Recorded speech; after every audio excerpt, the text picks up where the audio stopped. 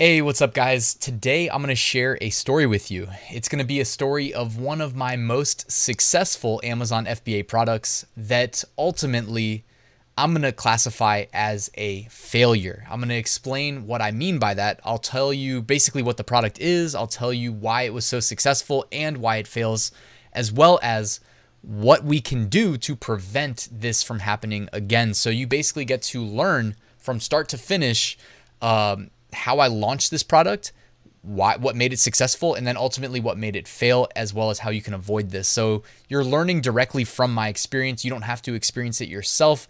Hopefully you can avoid the downside and only experience the upside that I'm going to be sharing with you. So let's get started. Real quick, I just wanted to plug the weekly giveaway that I run. If you would like to enter, it's completely free and 2 winners are going to be selected. You'll each receive a license to Merch Titans Upload Automation, Merch Ninja Research Tools, All Sunsets, Premium Graphics, and Bubble Scout, the only Redbubble niche research and validation tool. You can find a link in the description. All right, so I told you I was going to reveal the product to you guys, but can anybody guess by the blurred photo behind me what this product is? And you know what's funny is I actually sold a couple different variations of it. So I was selling on Amazon. I know what the big reveal for anybody that doesn't sell on Amazon FBA, you're probably like, oh my God, I want to see like what he was selling and think it's some amazing thing. No, it was super simple. I was selling these like plastic shot glasses. You know, like instead of a glass shot glass, which well, actually it's in the name, isn't it? Glass. But they do sell disposable plastic shot glasses, and I was one of the people selling them on Amazon. Now, it did not exactly grade out as a great opportunity.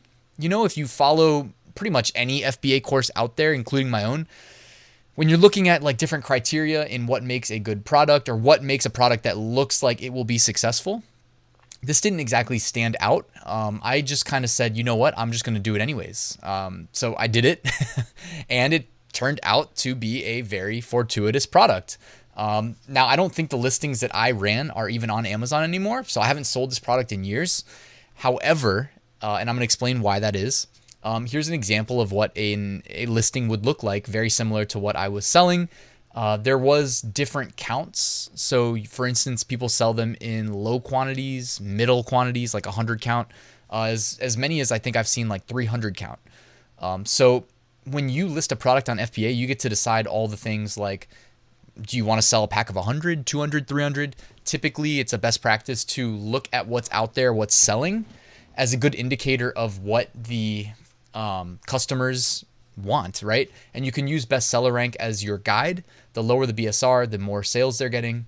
So that's basically what I did. Now you'll notice you can sell a 100 pack of these for $8, right? And that's not very expensive. Typically, I think it's a good practice to sell products generally above like $10. However, it does ultimately boil down to what you're paying for what you're selling. That includes like the unit cost. So it would be, in this case, I'm not actually like I'm not going to my supplier and saying, how much would you charge me for 100 of these cups? I say, how much you charge me per cup? And then I'm going to order, 50,000 of the cups, and I'm going to ask them to bag it for me in the quantities I need. So I may order, 100,000 of the cups and say, can you put 100 in a bag? And I remember when I was selling it, I even paid extra to have it like very professionally, like it was almost like ironed on. I don't know how to describe it really, but like the bags that they came in felt very professional, because otherwise, how else do you really distinguish yourself from the crowd that's selling these cups on Amazon? And plus, I mean, are most people going to be a repeat customer? Probably not. So does it really matter? No. But when they leave a review, I want them thinking, okay, 5-star, because this felt like quality.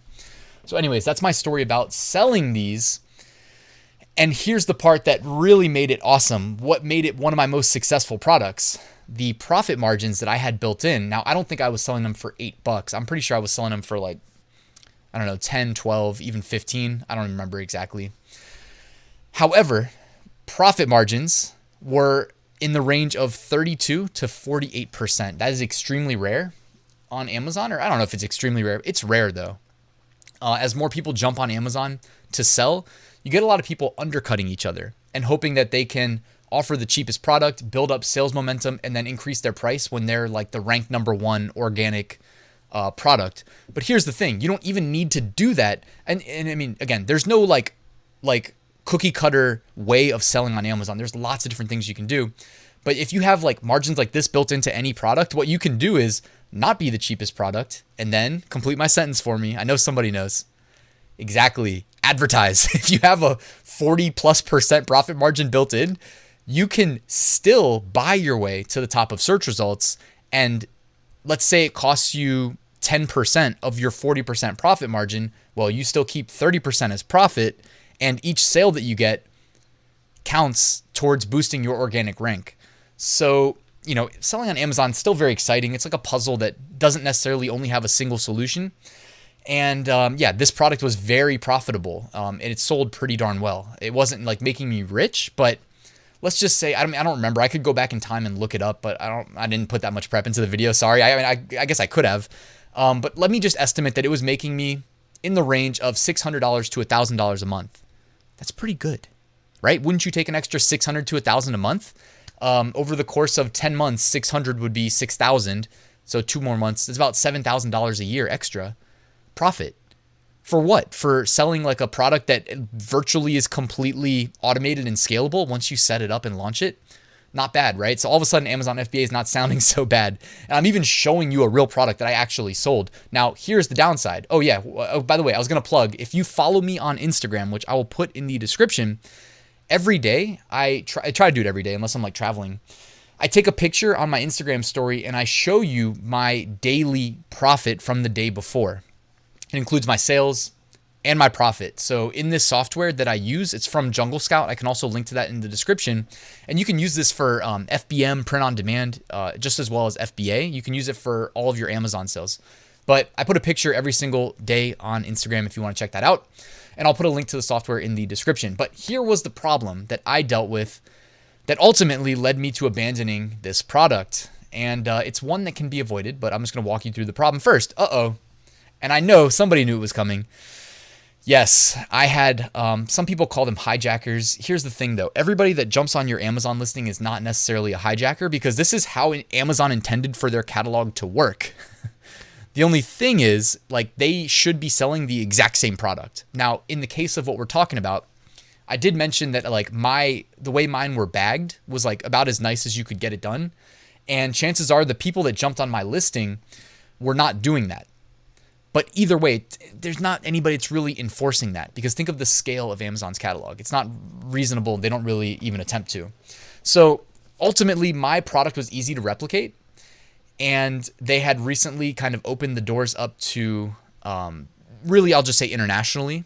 But a lot of the manufacturing goes on in Asia, and a lot of the Asian sellers were able to jump on and kind of replicate a lot of simple products and create offers and then ship them out. And maybe they're the manufacturer. So all of a sudden you may have been competing with the manufacturer and they can basically sell it for dirt cheap. Now they may get into issues with like, if they're not doing FBA and they're doing FBM and it's shipping from overseas. Yeah, if shipping doesn't get there in time, it could get them in trouble.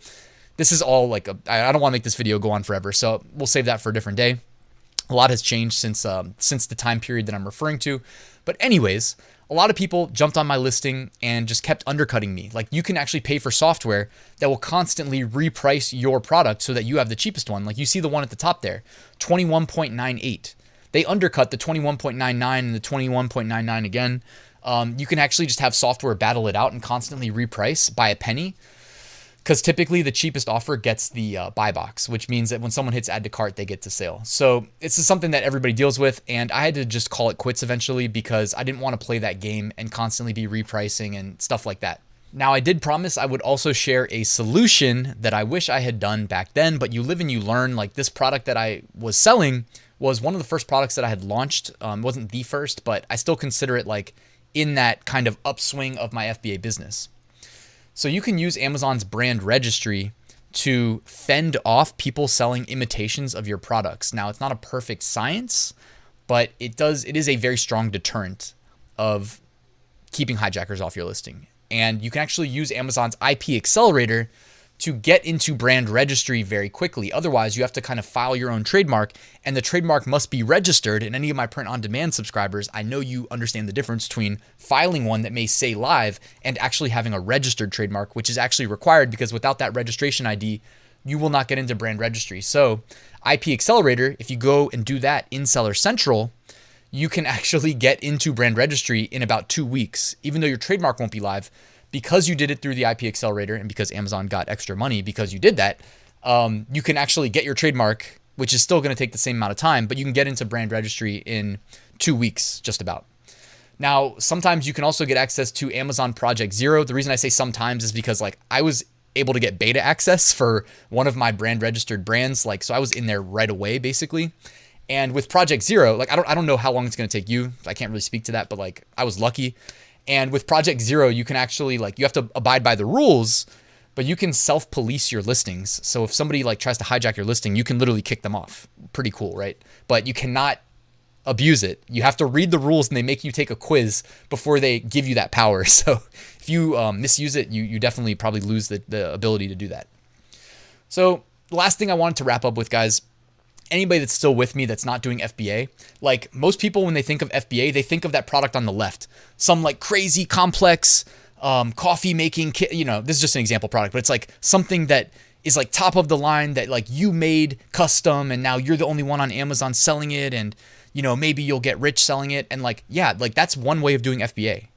But if you don't have the time to do that, what I described to you about selling these like little ass cups, like simple cups, right? That anybody can do with no customization other than like, I was like, hey, can I get like nicer packaging? And they were like, yeah, it's going to cost you more. I was like, all right, fine. I've got like I didn't tell them, but it's like, I've got like a 45% profit margin built in. I'll pay extra for it. You know, what's it going to cost? A penny? You can sell these, guys, and take home that extra $600 to $1,000 a month, right? Like, and I'm not saying it could be more than that. It could definitely be less than that, right? You could lose money doing FBA. I'm not trying to say that doesn't happen. For sure it does. But like, this is like path of least resistance. Super simple. I'm helping my girlfriend launch a product right now that's basically the equivalent of this product in that it is incredibly easy to sell. You know what I mean? Like it's like brain dead. It's super simple. By the way, she's also selling another product that's complementary to this, to what she's selling. And it's much, much more difficult. So she's doing two at once and kind of regretting the difficult one after seeing how easy the other product that she's selling is that's complementary. But anyways, guys, I'm just going to invite you to be open to the thought of doing FBA because it doesn't have to be difficult. You can actually be successful keeping it simple. And now that I'm going to wrap up the video, I did want to remind you that I have a 7-day Amazon FBA mini course that's actually really thorough that'll get delivered to your inbox, one lesson a day. If you would like to take advantage of that, there's a link in the description. All I need is your email address.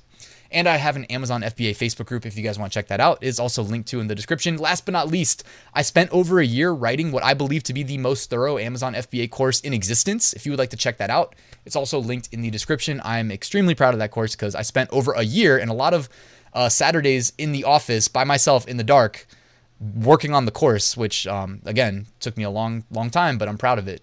So yeah, check that out, link in the description. And that's it for this video, guys. I appreciate your time. Hopefully you liked the video. If you did, let the YouTube algorithm know by hitting that thumbs up button. And if you're not subscribed and you want to do so, that would be awesome. Thanks for watching. I'll see you soon.